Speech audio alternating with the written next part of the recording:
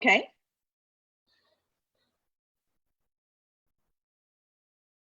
And then it might take a minute for it to show. I'm usually talking and it's already live. So that's my favorite part about this because you can't Oh really tell. boy. Hey guys, we are live with the one and only Susan Southerland, but you have a last name you have on there and you'll have to pronounce it for me if you don't mind. Sure, Mifsud. Susan Southerland Mifsud. Okay, Susan, we're going to stick with Susan. I am horrible at pronouncing names. I don't know if it's because it's old age or what has happened. So we're both going to share the show really fast. And then I want to dig in. I was very happy and thankful that I got to meet Susan when we did the big planner kind of happy hour we did with Michelle Butler and all of her wonderful friends. And Susan is one of those. Yeah, and I am trying to share this. Oh my goodness. See this little share button? Can you see? Oh, you can't see. It's too I bright. can't see it. I'm on it and I can't see how to share it. Oh, share. Share. And then just post now or share now. Okay. I'm trying this. Well, you do whatever you want. We'll see what happens. You'll be able to see it later. All right. So tell them, you know, I got to know you at the happy hour. Isn't that awesome that we could all pull that together? And you guys did such a great job, and we all had to have a cocktail. And so tell them a little bit about you. You're a big deal. Oh yeah, super big deal. I'm a legend in my own mind. That's what I say all the time. And the funny thing is nobody's calling me a legend, so it's really only in my own mind. So tell us a little bit about you. Sure, I own Just Events Group. It's an event planning company. I would say a very successful event planning company up until about what, 3-4 weeks ago. And I've had it for more than 28 years, and we do weddings and destination management for corporations all over the country. And yeah, and personally, I'm a mom with 4 kids, one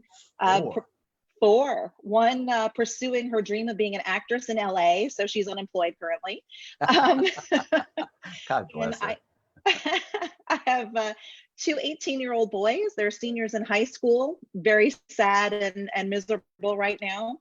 And my little 7-year-old second grader, who is also sad now that school isn't going back in session this year. So. Wow, you have a spread going on there. I do. So tell me about what got you into planning. Obviously, I don't think you had a Barbie planner, dress up Barbie planner doll. So I always like to hear the journey. Like, how did you get involved in planning, and how did that become your passion, your life's work? Oh my goodness, it's interesting. My degree is actually in public relations with a minor in Japanese, and I wanted to go into international tourism. Yeah, so that is a story unto itself. But wow, nobody has ever said that on the show ever. So you speak Japanese? No, I can still read a little bit. I have a few key phrases I remember, but sadly that is a skill that has gone to waste. Very sad. But the story behind it is when I was in college, my dad had actually retired. And my dad was a genius. And so in his retirement, he decided to go back to college, and he kept popping up in my foreign language classes. So all of a sudden he was in my French class, and then he was in my Spanish class. So I said, you know what? I'm going to take Japanese. Try that. And he didn't. So that is an awesome story. I wonder how many kids have done that before. Anyway, so I was working, I had met my former husband and decided I wasn't going to run off to New York and go into international tourism, and stayed in Orlando. The job I had been working at was not a good path for me. I did not think I was going to get promoted, but I was working in a lot of membership events, and people started asking me, where should I get married? And after a while, I thought, I really want to have my own business, and maybe this is a skill that I can get paid for. And I was very lucky. Back then there were like 3 wedding planners in town. So I was no competition. It was a different world. It was different. It was, I don't know what year that was, but it's such a new world now with digital and everything else. And so many, once we open back up, so many different venues and so many different planners. Yes, what was that like when you took your first bride on? Was it bridezilla time, or you're probably not allowed to say? Oh, not at all. I'm telling you, it used to be a kinder, gentler place. I really can't tell you that I experienced the phenomenon of bridezilla until maybe 7-8 years in. And I don't know, I think that the more what's the word I'm looking for? Like the more costly and the more competitive weddings became, sometimes the nastier people became. So I had a really kind and gentle start. And then it wasn't until later on that I started having to manage some interesting personalities. So what was it like starting a new business after having worked for people? Because I think a lot of people right now are considering they've been furloughed. Everything's uncertain right now, and this is where a lot of people are putting their thoughts together on maybe their dream of owning their own business, opening their own business. What was that like for you? Even though you had the contacts, how was it becoming a business owner? I mean, the one thing I regret in being a wise guy and getting Japanese as my minor, I really missed out on what the education might have been like, having a minor in business or even going for an MBA. So I made a lot of costly mistakes, and there are a lot of mistakes along the line, along the way. It is not a straight line journey. It's fits and starts. And I think especially when you're a one person show, you've got to remember you're going to be marketing and not earning anything. Then all of a sudden you have business, and so you don't have time to market. So then you don't have business. And then so you have to be prepared. It's a long haul. We laugh all the time because it really broke through. Weddings were great and I love them with a passion. But then what I really broke free or loose was when we started doing corporate.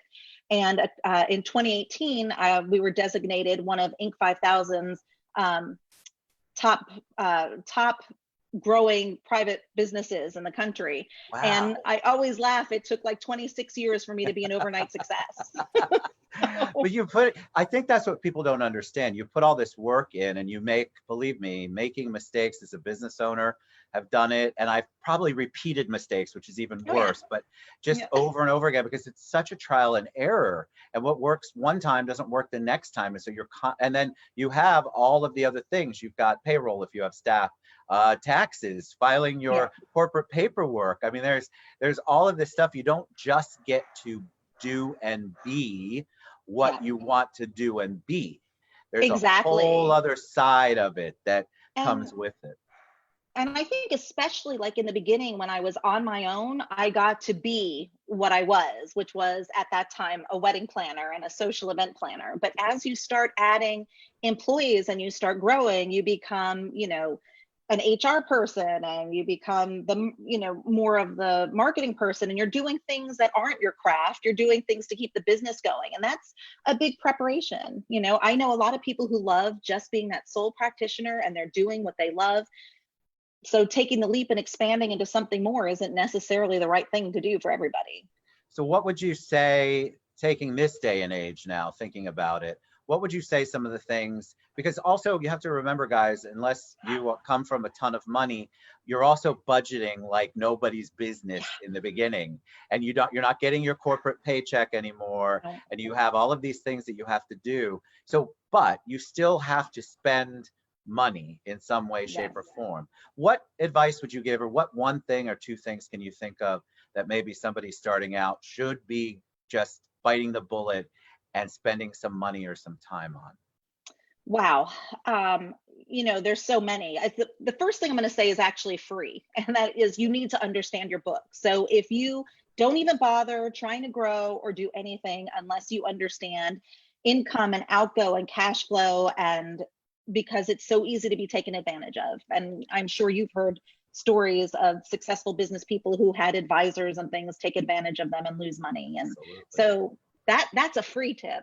But as far as what to spend money on, I think good people. Anytime I've grown, it's because I've had good people. I can't take credit for much of anything on my own, as in, it's been a collaborative effort. So finding and hiring good people and not being afraid to take that step, even if you don't feel ready. And it's got to be on marketing and advertising, because if nobody knows about you, you could have the most brilliant concept, idea, or whatever it is, and no one will know. You'll be a great kept secret.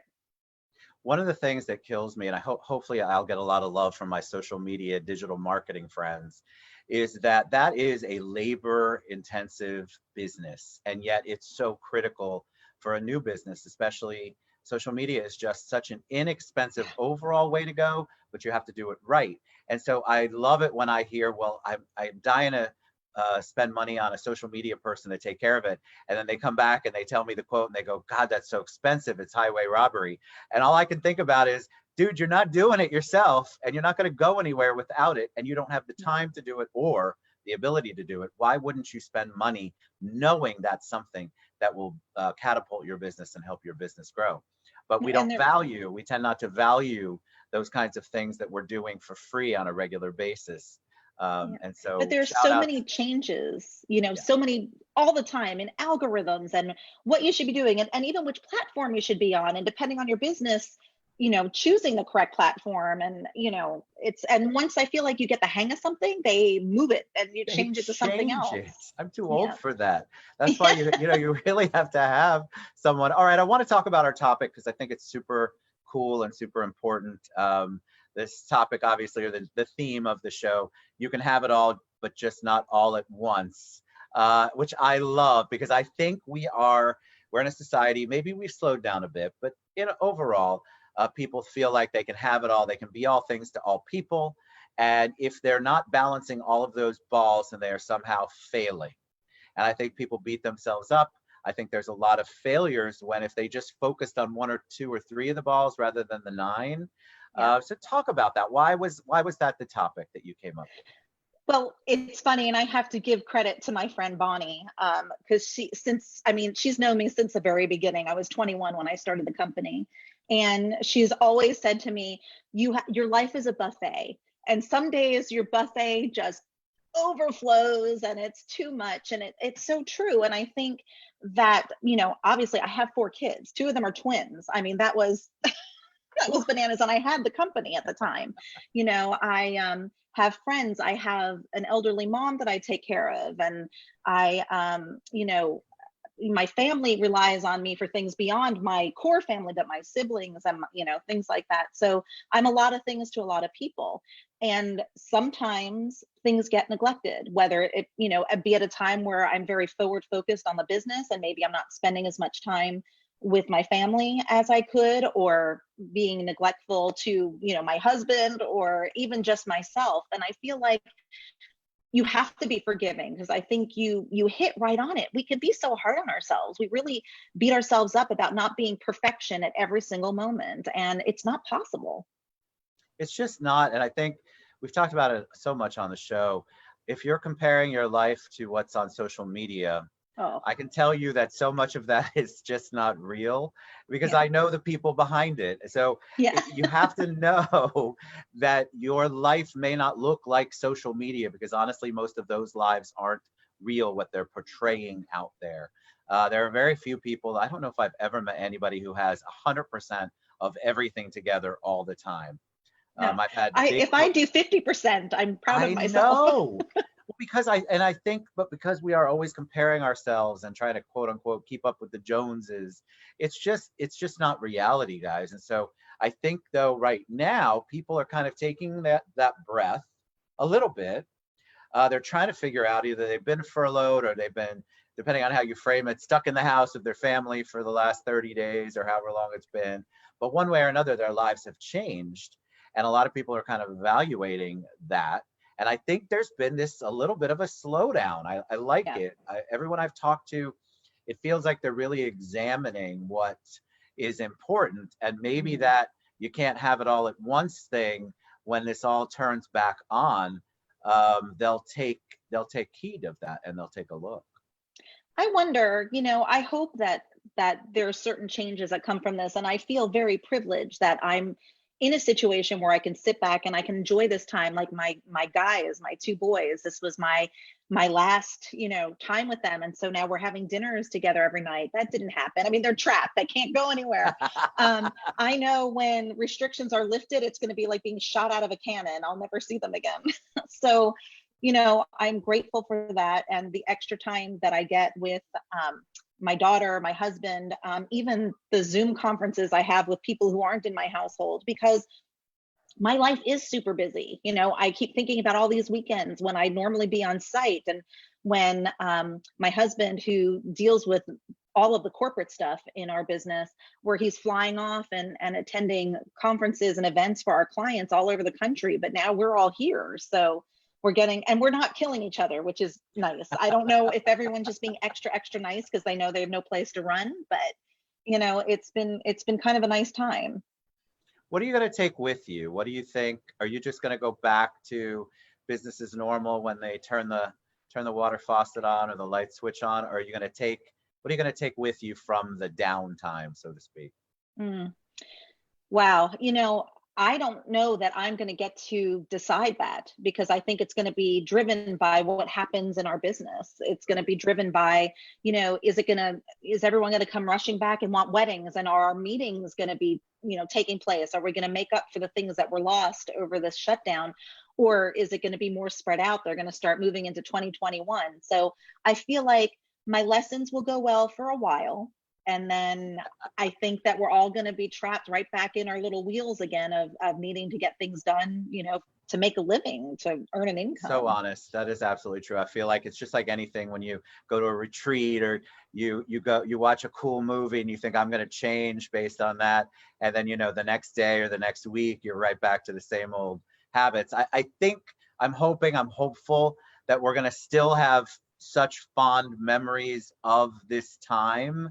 As far as the family part goes and the introspection goes, that we're going to take a little bit with us, but yeah. I think you're 100% right. It's going to be, because we all have to survive. Now we're going back into this new normal that we have never been in before. Things have changed, things have adjusted. People are doing business differently because they've had to. And now how is that going to impact how we do business and how we interact with people? Exactly. I'm in agreement with you. I think the honest answer is, well, I mean, I want to. I hope so. Yeah, I think it's really important, though, for people not to beat themselves up, too. I have people that will reach out to me after a show like this, and they'll say, you're right. I'm only going to have 3 balls in the air, Ted. But I can tell that they're the type, when the 4th ball goes up, they're going to beat themselves up because they didn't keep to the 3 balls in the air thing that they promised themselves and their family that they would do. I just want to encourage people don't beat yourself up. We're all going to be going through this whole other phase together, because it's going to be a new phase, I feel like. Yeah. Absolutely. So you do speaking too. Like that's why I said you're a big deal. Tell us about your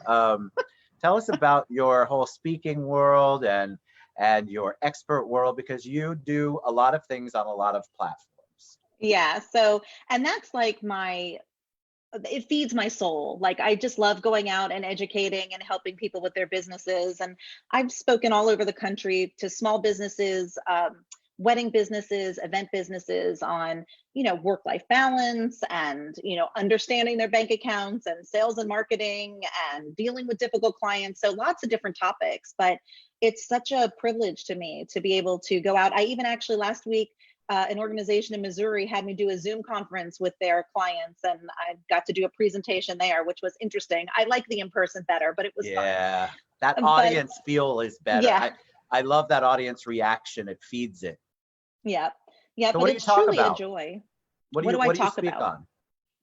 All kinds of things, mostly geared towards small businesses, some of it to employees in the event industry, but a lot of, sales and marketing and again, work-life balance and how to understand their book. So it's lots of different, just small business oriented conversations. What I love about you doing that, many reasons, but I think the one that resonates the most is you actually live it. Yeah. You didn't write a book that you just had ghost written. You lived it for children, career, twins. I mean, you most definitely can speak about work-life balance and a business that tends to be evening driven, especially on the bride side. Yeah. And so your life is opposite a lot of times of what the normal 9 to 5 is. So you're also balancing that and trying to raise a family and trying to keep everybody together. Yeah. So, well, and we always say, when other people are off and celebrating, that's when we're working, right? So we've learned to do holidays on alternative days of the week and, spend time together that way. And birthdays are not necessarily celebrated on the day of, but, we try and do that. But it is, I've learned so much, and good Lord, the mistakes I've made. We could have a week worth of shows on the mistakes. And Susan's I like mistakes. to be able to, Yes, Susan's mistakes, and don't follow in Susan's footsteps. But I love to be able to share that with people because I'm hoping that I can make them not go through some of that pain, because some of it was really painful.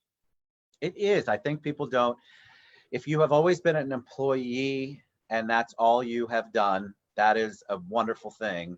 If you have not, and you have gone back and forth, and there is a pain in being, a beautiful pain, but a pain in being a business owner. And especially in those beginning times or the crazy times like right now, being a business owner must be such a challenge. But I think that there's a lot of lessons there, and I think people again beat themselves up because they think that it shouldn't be painful. I should be making $100,000 a year right out the gate, and Absolutely. I'm driving my Rolls and I got the cash. I mean, it's just, so the perception is, being your own business owner, yes, there's control, but with it comes responsibility like you've never Yeah. had before. So And we had some bride questions. And I'm going to generalize them. When I post it, of course, people love to do a little research, and then I get private messages. But the number one question that people are asking, and they must all be brides or no brides, is what can a bride expect? What do you think a bride can expect when this all begins to open up? What ooh, do you think is going to be the challenge, or what do you think is going to be the positive? Or you can just go with whichever. But they kind of, it's the unknown. So when they come back yeah. in, is everybody going to flock to the beach, and then we're all going to have coronavirus part 2, and then it's all going to Oh be over gosh, again? I think no. people really are thinking like that. They don't know what to expect. Yeah. So And of brides course, especially are nervous. yeah, and I don't have a crystal ball. I wish that's the biggest topic in this, is what are they going to look like? Are we all going to be in masks? Are we going to have face shields? Or is it going to have to be, fewer than 50 people, fewer than 20 people? But here's what I do know. Brides have had to reschedule for months now, and I anticipate they're going to be having to reschedule for another few months at least. And so when you're looking at rebooking dates, you better get on the stick, because we can only, most companies, most photographers, videographers, etc., can only do one event at a time, and Right. Saturdays are going to go like wildfire. So start thinking about alternative days.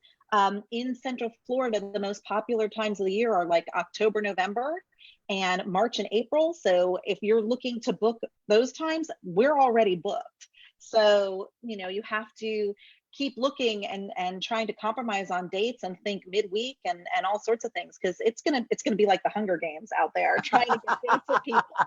So That's I'm lucky I awesome. have a large team, so we can do a lot. But when you think about most wedding businesses, it's a one-person show. So when that person is booked, they're booked. So what are you doing, to kind of wrap it up? Tell me what you're doing personally, nothing to do with business. What are Mhm. you doing to stay grounded, to stay positive, to stay creative?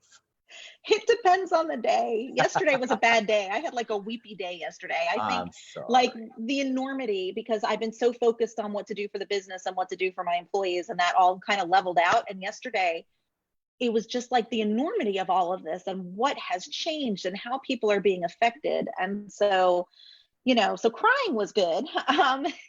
Right, good. Coming up as far as being creative, coming up with new ideas of things that we can do together, for the business as the family, concentrating on getting the boys ready, for college. And my daughter out in LA, she's been blogging for different medical companies, and so we've been brainstorming on things. So writing is my thing. So I've been doing a lot of writing and a lot of capturing everything that's been going on, because I think it's going to make one hell of a presentation I up and agree. coming.